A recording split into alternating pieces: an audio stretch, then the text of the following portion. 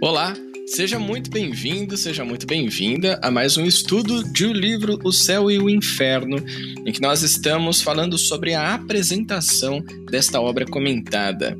Hoje nós vamos estudar o item da heteronomia, a autonomia.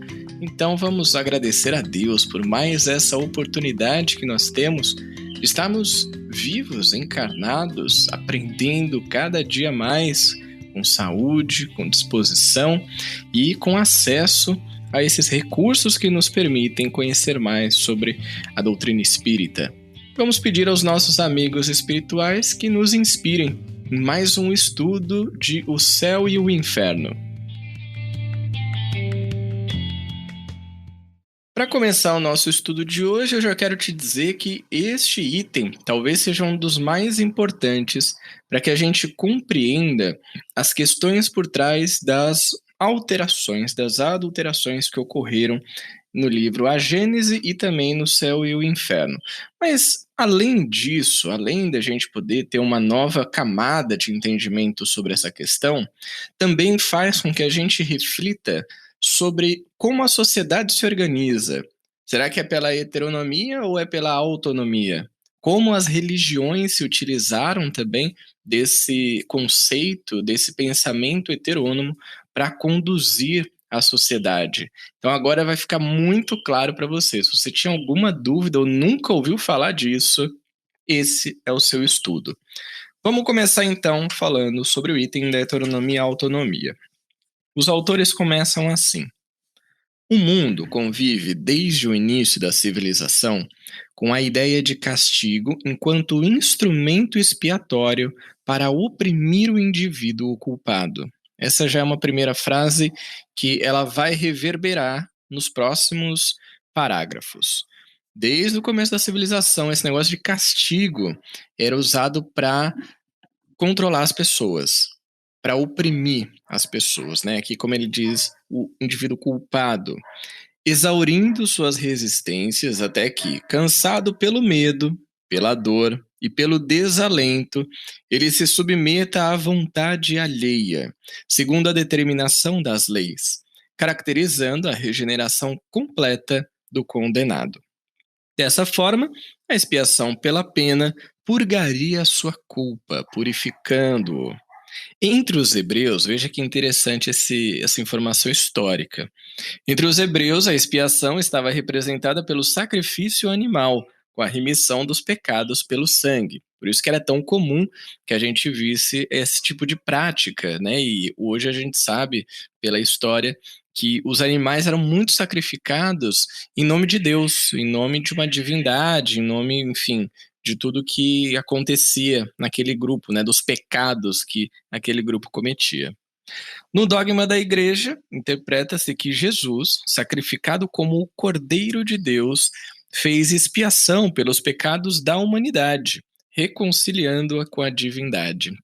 Aqui, vou fazer um parênteses rápido, que eu acho que é uma mancada, né, com Jesus, que a gente terceirize os nossos problemas nas costas dele. Então é um pensamento que o dogma da Igreja trouxe de que Jesus foi crucificado, maravilha, ele já fez a expiação de tudo que a gente fez de pecado por aqui. Assim compreendida a expiação, todo tipo de tortura foi justificado pelo direito canônico durante a Idade Média, culminando com os terríveis suplícios da Inquisição. Você vê o que estava por trás disso, né?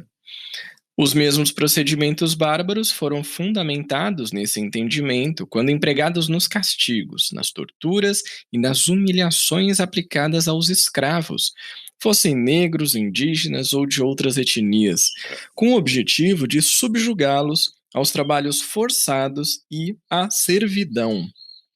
O mesmo princípio foi aplicado em prisões, monastérios, orfanatos, por toda a antiguidade, e mesmo atenuado ou escondido em nosso tempo. Até hoje isso ainda existe, gente. Nesses casos extremos, quando os acusados eram quase sempre inocentes e vítimas, não havia motivo para remorso, e o resultado do castigo era um endurecimento, a frieza, a alienação ou a profunda revolta contida no íntimo desses indivíduos pelo pavor diante do castigo interminável. E aí você pensa aqui comigo, quantas pessoas que não foram mortas desse jeito, sendo inocentes, sendo vítimas daquela situação e que levaram isso adiante para suas vidas seguintes e tiveram que trabalhar uma série de questões para lidar com essa atrocidade que acontecia. Nos dogmas de todas as religiões ancestrais, isso aqui é importante. As almas foram criadas perfeitas em sabedoria e virtude, mas, quando desobedeceram a Deus, sofreram a queda, para sofrer no mundo a expiação do pecado. Esse aqui é um conceito importante da gente entender nessa questão da heteronomia. Pelos dogmas dessas religiões ancestrais, as almas, né? Então eu, você, todo mundo que a gente conhece foi criado um dia e a gente era perfeito, a gente era topzera, só que aí, né, a gente não era tão perfeito assim, então você já vê que não tem muita lógica esse negócio. A gente desobedeceu Deus, né? E aí ele colocou a gente de castigo. Quase como o pai e a mãe, que o filho ou a filha vai lá, quebra um copo e bagunça a casa e pinta a parede do banheiro, e aí fica de castigo na cadeirinha do pensamento. E esse castigo é sofrer a queda, ou seja, a gente vem para um mundo que a gente vai expiar os nossos pecados. É importante que a gente reforce sobre isso, porque essa ideia está muito enraizada ainda em todos nós, mesmo a gente estudando sobre esse assunto. E ele continua assim: o corpo físico seria a fonte de todo sofrimento, dor, doença, ignorância e tendência ao mal. Também as calamidades do mundo. Por fim, a incitação ao mal pelos demônios. Tudo concorrendo para que, sem o arrependimento e a submissão, a alma encontre a condenação eterna onde, minha gente? Aonde? No inferno, é claro. No céu, reservado aos escolhidos, as almas recuperariam a pureza original, desfrutando de prazeres e alegrias por toda a eternidade. Em toda essa tradição, dor e prazer são os fundamentos do castigo e da recompensa, seja nessa vida ou na vida eterna. Esse é o princípio do bem e do mal. Na sociedade, a religião foi utilizada como instrumento de poder para subjugar as massas, como explica Kardec. Essa frase de Kardec aqui é muito interessante, até grifei no meu livro. A religião era, nesse tempo, um freio poderoso para governar. Era necessário apresentá-la como absoluta, infalível e imutável. Disso resultou o princípio da fé cega e da obediência passiva. Você vê que já é contrário ao princípio da fé raciocinada, do livre-arbítrio que o Espiritismo vem trazer. O materialismo, por sua vez, também se fundamenta na heteronomia. Então, primeiro a gente viu o dogma da igreja, agora vamos entender como o materialismo usa a heteronomia. Os hábitos decorrentes das impressões dos sentidos, regidos pelas forças fisiológicas do prazer e da dor, determinam as personalidades. Os castigos seriam instrumentos para corrigir as más tendências, enquanto prazeres e alegrias serviriam para recompensar o comportamento adequado. Desse modo, se fundamentam as regras sociais. Parece algo que você já viveu? Talvez, né? Nos tempos do professor Rivaio, porém, havia surgido na França uma terceira via quanto ao entendimento da moral, alternativa às heteronomias dogmática e descrente das religiões e do materialismo. Trata-se da psicologia experimental espiritualista, criada a partir do pensamento de Maine de Bihan. Segundo suas ideias, dor e prazer seriam fundamentos da vida animal, mas, em sendo o ser humano, veja que importante isso, uma alma encarnada, nós estamos falando de uma galera que veio antes de Kardec e do Espiritismo. O fato psicológico primordial não seria a sensação causada pelos sentidos, como concebiam os materialistas pós-Revolução Francesa, mas a escolha, o ato da vontade. A gente já vê uma diferença gigantesca aqui. O ser humano é alma encarnada, então a gente não age apenas pela sensação causada pelos sentidos. Não é isso que nos move a ação, mas a nossa escolha, o ato da vontade. Ou seja, isso aqui eu grifei tudo. O ser humano existe quando se manifesta por meio das faculdades da alma. Faculdades da alma é um negócio incrível, é muito legal estudar sobre isso. Razão, vontade e imaginação. Vamos entender as três.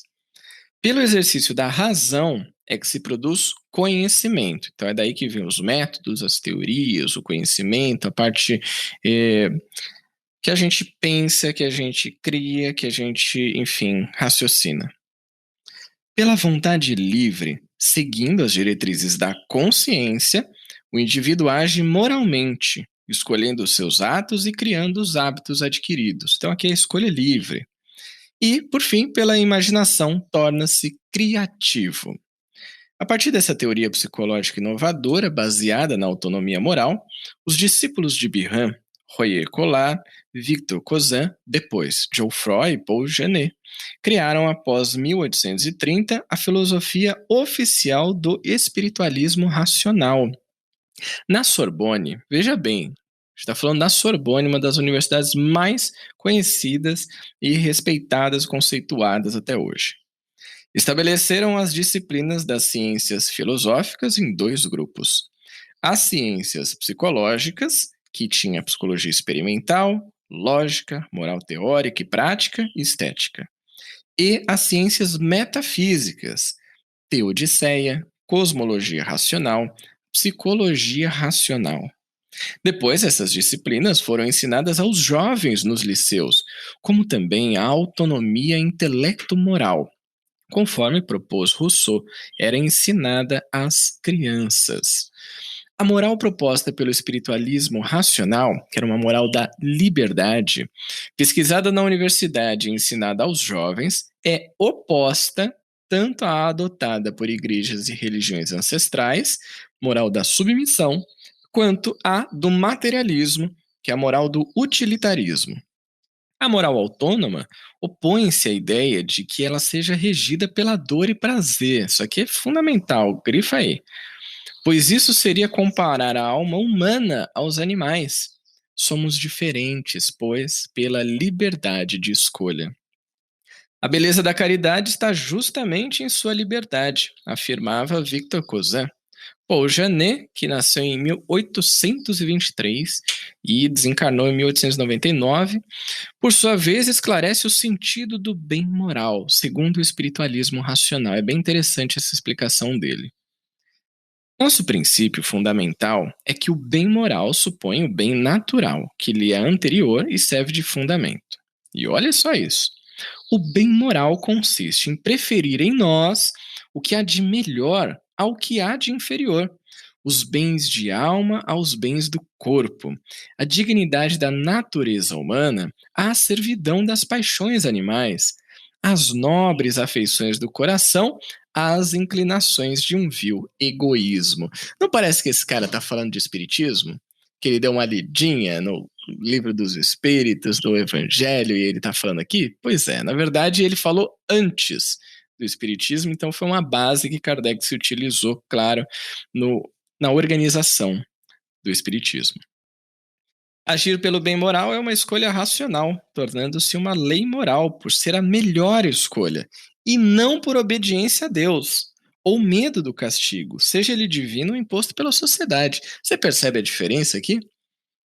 Começa a ser uma escolha, não é medo, não é obediência passiva, não é fé cega, é escolha. E os autores dizem: seu fundamento primordial é a livre escolha. A lei moral está presente na natureza do ser, em sua consciência. É exatamente o que a gente encontra depois do Livro dos Espíritos. Continua Janet.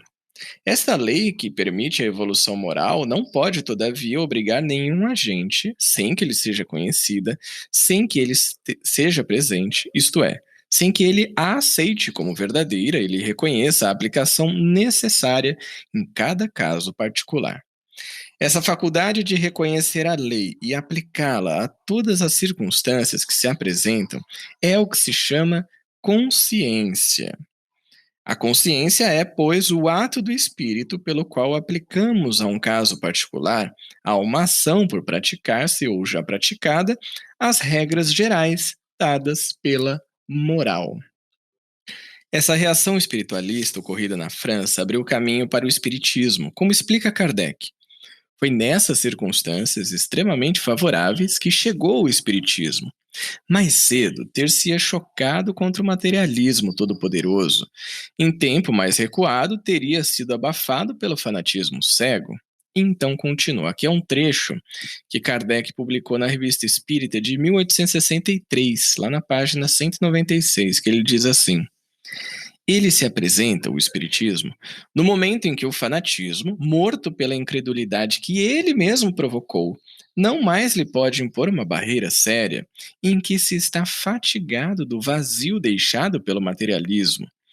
No momento em que a reação espiritualista, provocada pelos próprios excessos do materialismo, se apodera de todos os espíritos, quando se está à procura das grandes soluções que interessam ao futuro da humanidade. Esse foi o contexto histórico por qual Kardec passou e que também foi base para que ele começasse a organizar o espiritismo.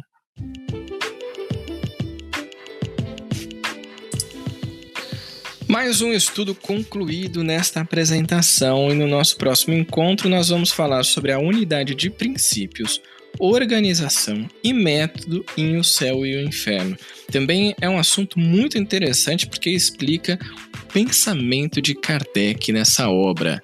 Então, se você curtiu participar aqui com a gente, manda esse link para a galera também vir conhecer mais sobre essa obra magnífica do Espiritismo. Eu vou ficando por aqui, a gente se encontra no próximo estudo. Um grande abraço e até lá. Tchau!